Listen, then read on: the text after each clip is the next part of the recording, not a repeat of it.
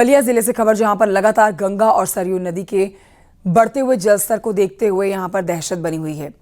जलस्तर को देखते हुए तटीय बांधों पर 12 जेई को तैनात किया गया है।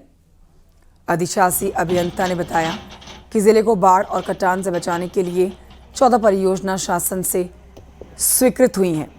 9 सरयू पर और 5 गंगा नदी पर हैं, जिसमें से 10 परियोजना पूर्ण हो चुकी हैं और 2 परियोजना 1 सप्ताह में पूरी हो जाएंगी।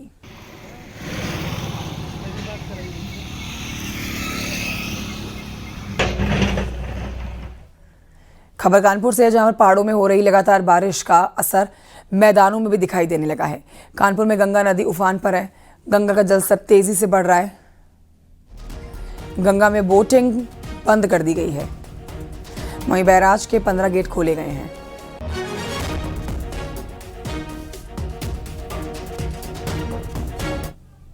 से चला है समथिंग 1,16,000, पीछे 1,22,000।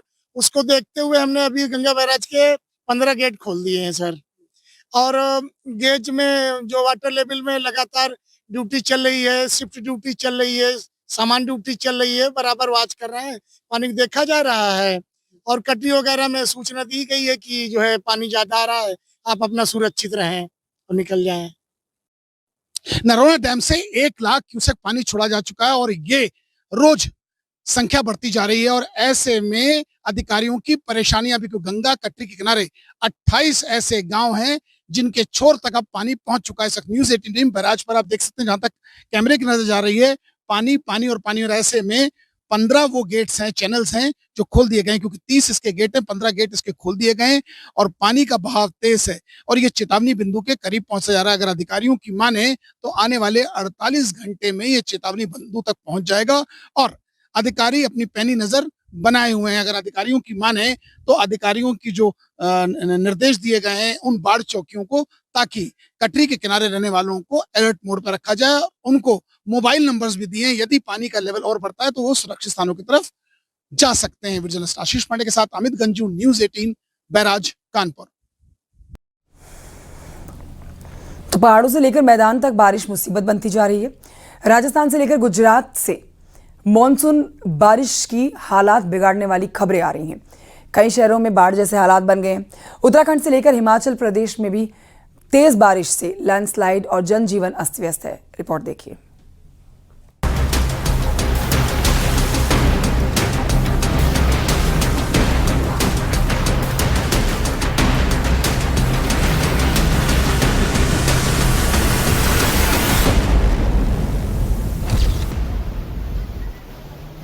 राजस्थान के अजमेर में भारी बारिश के बाद बाढ़ जैसे हालात बन गए।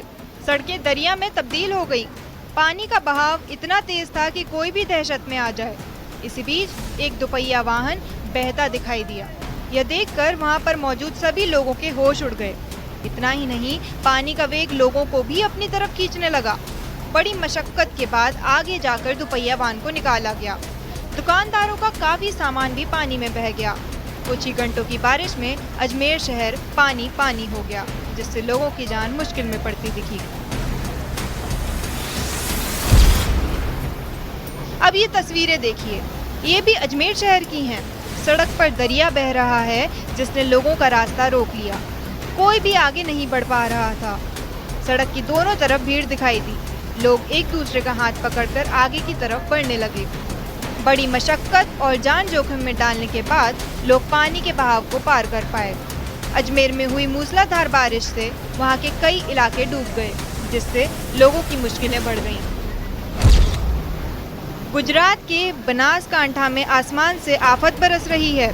सड़क पर इतना पानी भर गया है कि गाड़ियां बंद हो गईं। लोग बस को धक्का मारते हुए दिखाई दिए। मौसम विभाग ने जिले में बारिश का ऑरेंज अलर्ट जारी किया है और बारिश होने से हालात ज्यादा बिगड़ सकते हैं।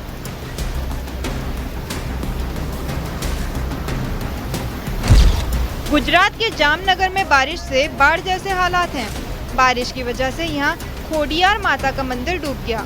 इतना पानी भर गया कि मंदिर का केवल ऊपरी हिस्सा नजर आ रहा है। जामनगर में रंगमती नदी उफान पर है, जिसकी वजह से आसपास के निचले इलाकों में पानी भर गया।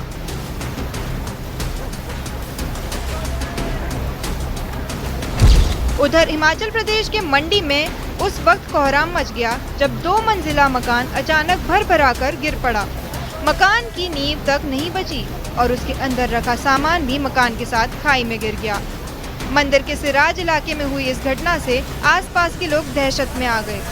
जानकारी के मुताबिक उसी परिवार का एक पुराना मकान रविवार के दिन ठीक इसी तरह जमींदोज हो गया था। हालांकि गनीमत रही कि हादसे से पहले ही परिवार ने घर खाली कर दिया था।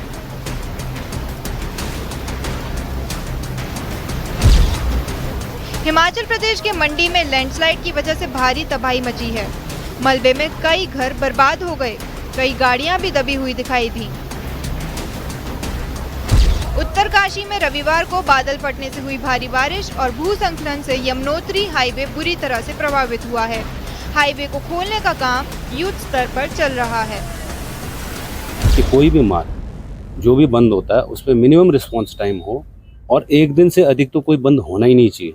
अगर 1 दिन से अधिक बंद हो तो ऐसे स्थितियों को शासन के संज्ञान में लाया जाए। यदि सब कुछ ठीक रहा, ऊपर मौसम ने भी साथ दिया, तो उजरी का जो ब्रिज हुआ है वहाँ तक हम कल सुबह तक जो है अपना ट्रैफिक थ्रू कर देंगे।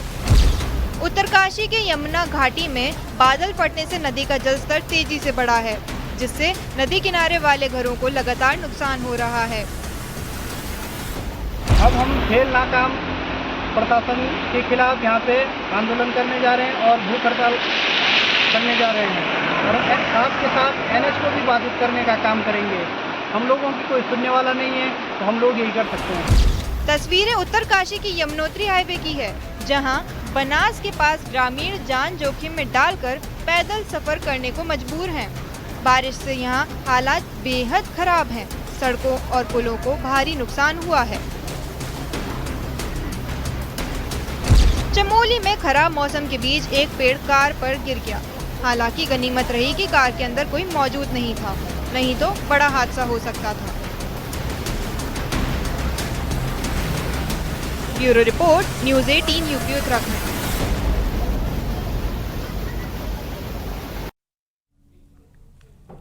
मध्य प्रदेश लिए चलते हैं आपको, जहां पर जबरदस्त बारिश हो रही है। जबलपुर में बाढ़ जैसे हालात बन गए हैं। गैस सिलेंडर से भरा एक ट्रक पानी के तेज बहाव में तिनके की तरह बहता हुआ नजर आया। ट्रक के बहने की तस्वीरें आप देख रहे हैं, जो कि सोशल मीडिया पर भी वायरल है।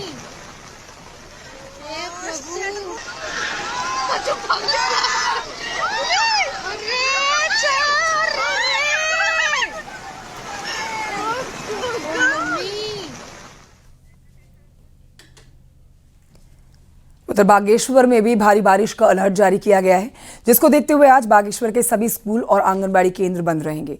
जिलाधिकारी ने जारी कर दिए हैं इसको लेकर आदेश।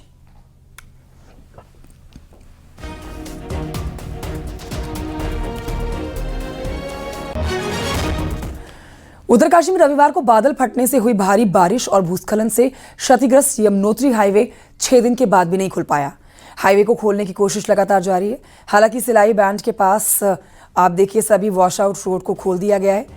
वहीं ओजरी में भी हाईवे खोलने के लिए दिन रात काम किया जा रहा है, लेकिन हाईवे अब भी बंद है, जिसे खोलने पर काम हो रहा है।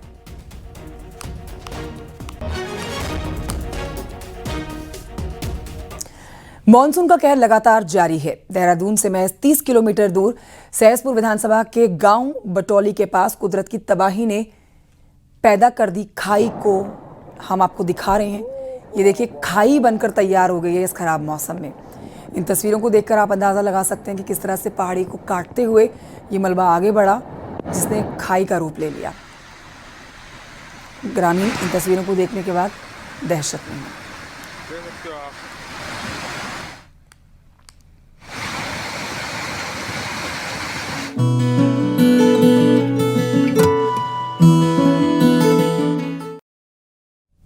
राजधानी लखनऊ में इन दिनों 3 दिवसीय आम महोत्सव जारी है। सुबह 11 बजे से रात के 10 बजे तक चलने वाले आम महोत्सव में देश के कई राज्यों के आमों की प्रदर्शनी लगी है।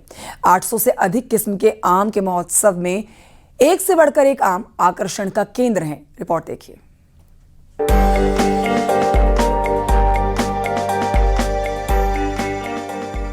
लखनऊ में 3 दिवसीय आम महोत्सव का शानदार आगाज हुआ, जिसमें 800 से अधिक किस्म के आमों की प्रदर्शनी लगी। Modi Yogi mango, sugar free, हाथी झूल और सिंदूर आम लोगों के बीच आकर्षण का केंद्र रहे।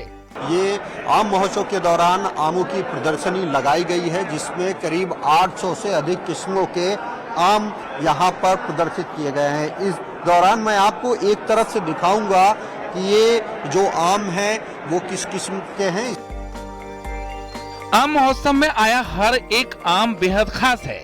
आज के दौर में बढ़ रही शुगर के मरीजों की संख्या को देखते हुए शुगर मरीजों के लिए भी एक विशेष आम प्रदर्शनी में लगाया गया है।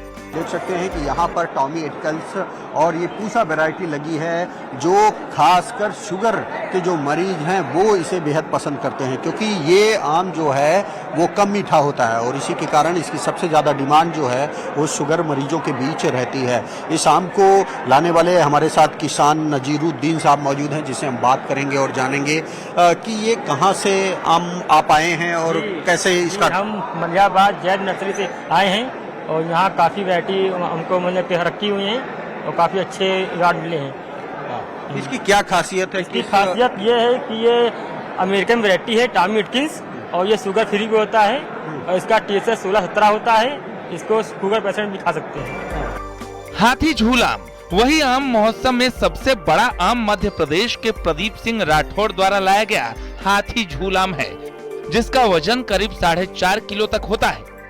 इस प्रदर्शनी का जो सबसे बड़ा आम है वो आम है हाथी झूल। आप देख सकते हैं ये जो बड़े से आम रखे हुए हैं इन्हीं का नाम हाथी झूल है। ये मध्य प्रदेश का आम है, वहीं पर ये पैदा होता है।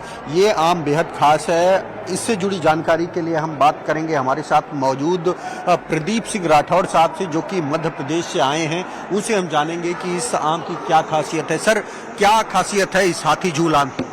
बड़ा होता है, करीबन 4-4.5 किलो तक का जाता है। मोदी मैंगो, आम महोत्सव में पहली बार मोदी मैंगो को भी लाया गया है। मलिहाबाद के उपेंद्र सिंह ने कुछ साल पहले पीएम मोदी के नाम से मोदी मैंगो आम का पेटेंट कराया था।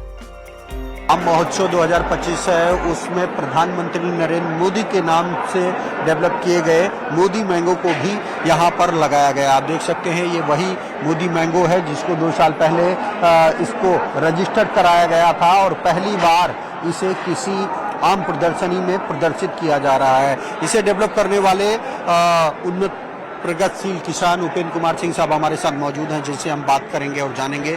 सर, ये आम कैसे आपने डेवलप किया, कैसे आइडिया आया? देखिए, ये बाग जो ये फार्मर वैरायटी होती है, फार्मर वैरायटी में फार्मर को पूरा अधिकार होता है उसका नामकरण करने का।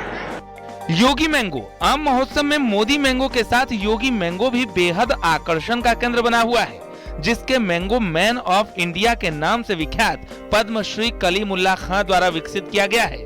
आम के इस नाम के पीछे मैंगो मैन का अपना तर्क भी है। इन्होंने सैकड़ों किस्म की आम की प्रजातियों को डेवलप किया है और ये योगी आम इस बार इनके द्वारा डेवलप किया गया है। सबसे पहले हम उनसे बात करेंगे और जानेंगे। सर, ये कैसे डेवलप किया? हम कुदरती तरीके से फूल को किरास जो होकर, ये कुदरती तरीका है, इस तरह से हम किरास करते हैं। क्यों हम अब ये दोनों आम योगी जी के नाम से हैं, इस पर नाम लिखा है, इस पर नाम नहीं लिखा, ये दोनों आम एक ही हैं।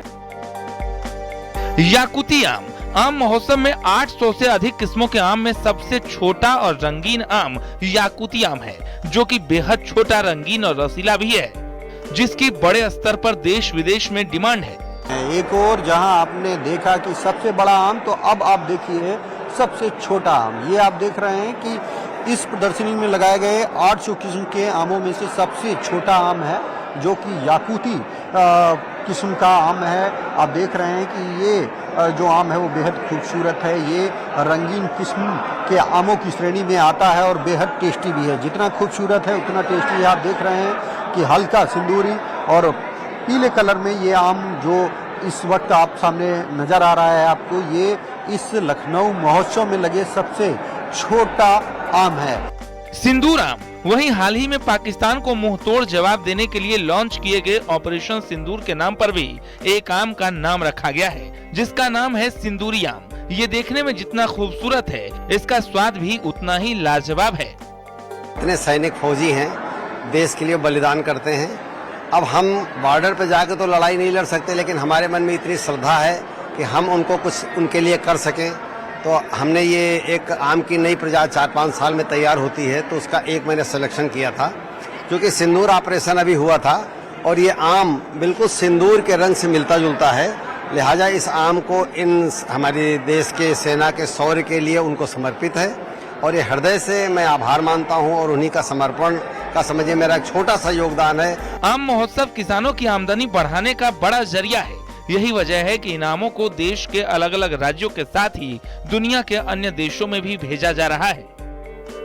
की सबसे ज्यादा डिमांड है विदेशों में। देखिए, विदेशों में हमने पहले हमारा दशहरी जा रहा था, लेकिन हमने अपने लंगड़े आम को जो है ना विदेशों में ज्यादा प्रचार किया है और उसका नतीजा ये है कि आज हमारा इंग्लैंड तक, लंदन तक जा रहा है और सिंगापुर जा रहा है, मलेशिया जा रहा है लंगड़ा। उसके बाद में हम चौसे को निर्यात करेंगे। चौसे की डिमांड है, आपने काफी अच्छे ऑर्डर्स हमको दिए हैं। वैसे भी उत्तर प्रदेश में इन दिनों आमों के उत्पादन को लेकर योगी सरकार कई बड़े कदम उठा रही है। यही वजह है कि देश में सबसे ज्यादा 61.45 मीट्रिक टन आमों का उत्पादन यूपी में ही हो रहा है। लखनऊ से न्यूज़ 18 के लिए राजीव सिंह की रिपोर्ट।